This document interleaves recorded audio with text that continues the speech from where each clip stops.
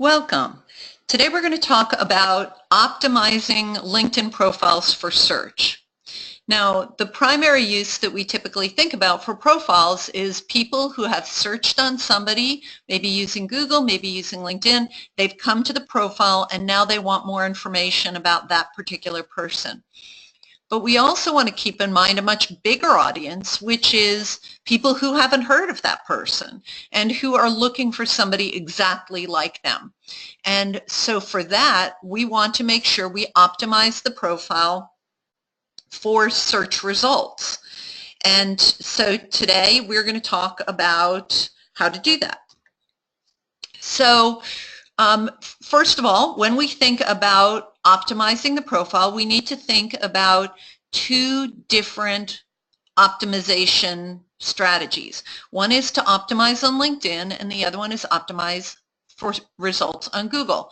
And so what's interesting is that Google and LinkedIn work very differently in terms of how they rank results. And so ideally, we want to rank well in both. And so let's talk a little bit about how those searches, how those algorithms are different. And so in Google, of course, people will put anything. You know, people will copy and paste an error message into there. They'll ask a question. They'll type in all kinds of random things. And so in Google, what you are typically looking for is a search string, right? A group of keywords that are related to what the person whose profile you're writing does. And of course their name as well, right? But a search by keyword is probably a little more likely. Now, on LinkedIn, people do a much more restrained group of searches. So on LinkedIn, people are typically searching by name, whether that's by individual name or by company name. They might be searching by title. They might be searching for a specific service, you know, disaster recovery, or a marketing consultant, or you know, CISSP, right? So the searches are much simpler, and so you want to make sure that you are thinking in terms, as you're crafting the profile and as you're thinking about keywords, you want to think in terms of what people are likely to be searching on, okay? Now, there are some other differences in the search algorithm as well. So LinkedIn rates the keywords, and we'll talk a little bit more about LinkedIn, the way LinkedIn ranks next. But LinkedIn factors a number of things into the profile that Google does not, and Google factors things in that LinkedIn does not. So for example, for Google, link popularity is high, right? They're looking at the you know, how many pages are linking to this page, and you know, is it an authority site, and you know, how do other people treat and respect this page? And so that's different from LinkedIn. LinkedIn really cares mostly about what happens on LinkedIn, whereas Google is thinking about what happens on other sites. Google also has a much more intelligent, fuzzier search than LinkedIn does. So for example, if you look at, if you search on plastic surgeon on Google, you will also get results for plastic surgery and plastic surgeons.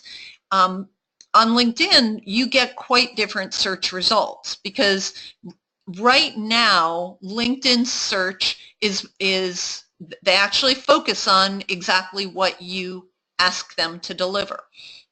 So that has some implications for the keywords, and one is that you want to use, it's less important on Google to use variations, it's more important on LinkedIn. So let's talk about how LinkedIn ranks search results, because this is really different, and it's a little bit counterintuitive.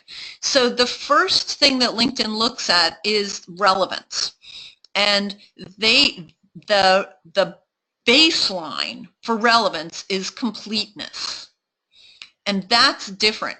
What that means is that if your profile is not complete, you are going to rank below everybody else in the search results. And we'll talk about what completeness means next. But what they're looking at is what level of connection do you have with the person who is searching. And so we talked a little bit about that in the profile workshop, the profile video. But let's talk a little more about it here. So for example, a first-degree connection will come up higher than a second-degree connection, right? That makes sense.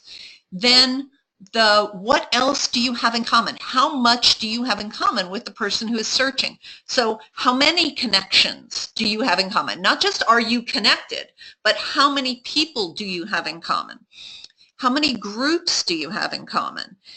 Then they also look at other things like skills. Did you work at the same company?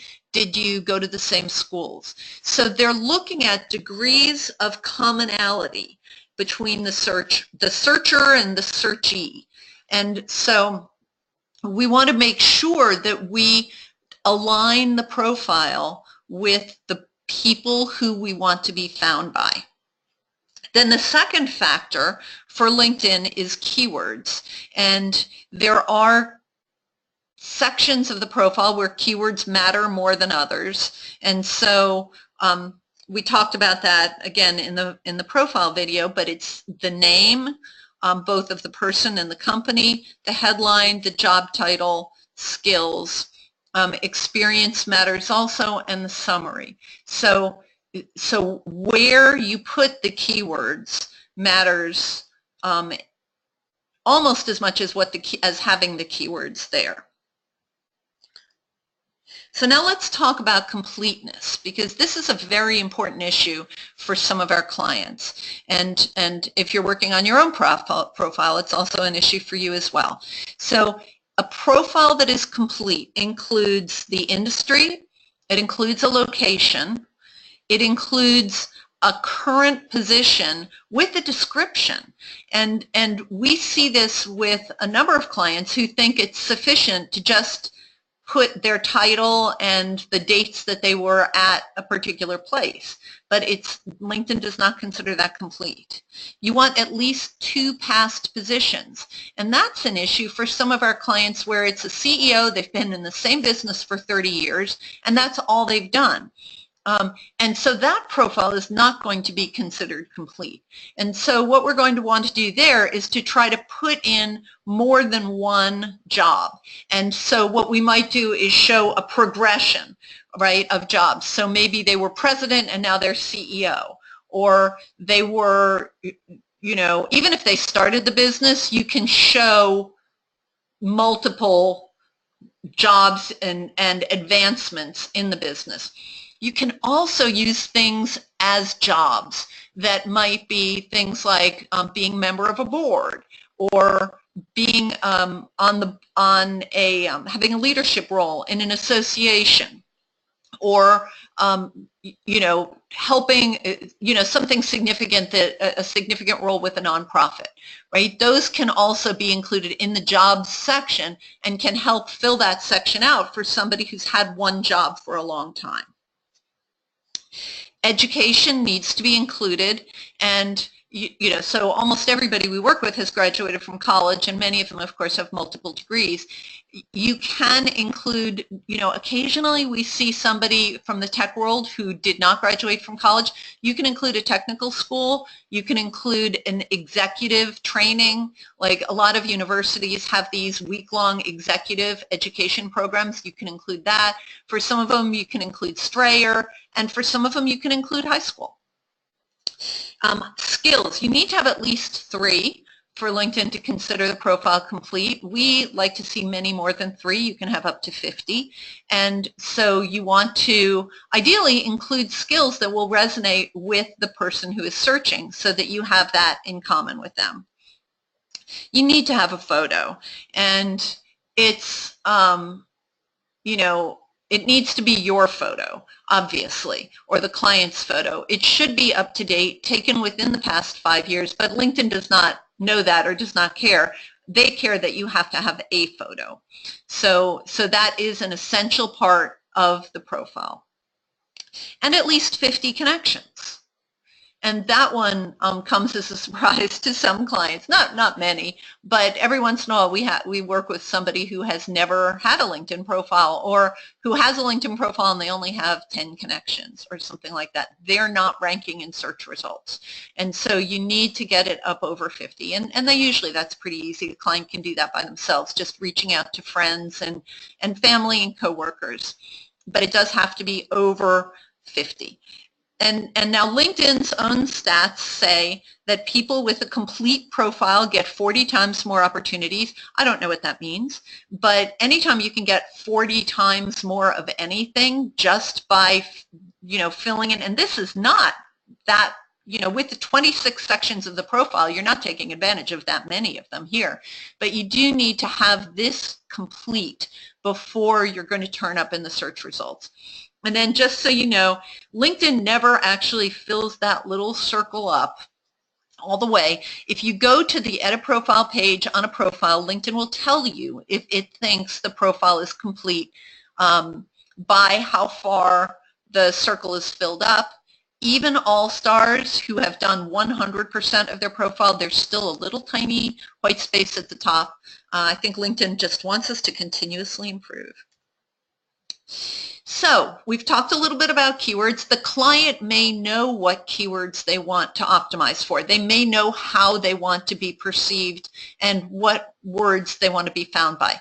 If they don't, or if you're working on your own profile and you don't, there are some ways to find it out. So first of all, you can go to a competitor's site, or you can go to the client's website and right-click on the page and then view source. And very often you will find a keyword tag in there that will tell you the keywords that the company is using to optimize their website. And those keywords are very often a good starting point for discussion. You can use a service called SpyFu that I happen to love to get ideas. You can get some basic reports for free from there. If you're interested in paying, currently about $80 a month, you can get a lot more detail. You can see what the client's competitors are optimizing for, and what their company is optimizing for, what keywords they have in common, what keywords they don't have in common. And, again, you want to take this with a grain of salt, because just because the company is optimizing for a phrase does not mean the individual should be optimizing for a phrase. But it's usually a good starting point. And then you can also use Google AdWords. It is free to set up an account on Google AdWords, and Google has a keyword planner that will give you suggestions for keywords, and it will tell you how many times those keywords are searched on. So I have not yet seen anything similar to this for LinkedIn. If we find that, we will add it to the training. But right now, the Google Keyword Planner is pretty solid. And you can also look at Ubersuggest. That's another way to get some suggestions for keywords. And again, these are all optimized for Google. So you have to, again, morph it into the kinds of things that people are likely to be searching on LinkedIn for, right? But a lot of that is really common sense. And so just as an example, lots of people, and we see this more in the marketing industry than in other industries, but people like to get creative with their titles, right? Chief Revenue Officer, Head Imagineer, things like that, right? Nobody's searching on that. They are searching on Vice President of Sales. They're searching on Marketing Consultant. They're searching on CMO. And so you want to use the common terms for things. And again, these keyword tools are a very good way to find common terms and how often people search on those phrases. But again, you have to apply intelligence because the client's goals factor in, and who they are talking to factors in, and what those people are likely to search on matters. And so if you have questions about this, talk to me about it. It's a good conversation. I'm happy to talk about it in more detail. So bottom line, the lesson that you want to take away here is that there are 4 simple ways to rank higher on LinkedIn and in Google using the LinkedIn profile. And the first one is completeness. Fill out the sections of the profile. Make sure you fill out the ones that LinkedIn thinks are critical, but the more you fill out, the more opportunity you have to be found. Second, the keywords. Include keywords and keyword variations throughout the profile, especially in the most important places. The third is build up the connections. This is a very good reason to have a big network, because the bigger your network, the more connections you're going to have in common with the person who is searching. And that's also a reason to build your network strategically, right? It's not just about, buying thousands of connections, which of course you can do. It's about connecting with the right people, the ones who are already connected with the people who matter to you. And then groups. Use groups and skills to align yourself with the people who you want to be found by. If you don't have ideas of what those should be, go look at do some searches. If you want to work for a CEO, go look at CEO profiles and see what groups they're in your industry. Go see what skills they have. And if you can reasonably add those groups and your skills to your profile, then do that. Because the more you can bring your profile in line with the people who are looking for you, the higher you will turn up in the search results. And that's it. Thank you very much for being on the video, listening to the video today, and let me know if you have questions.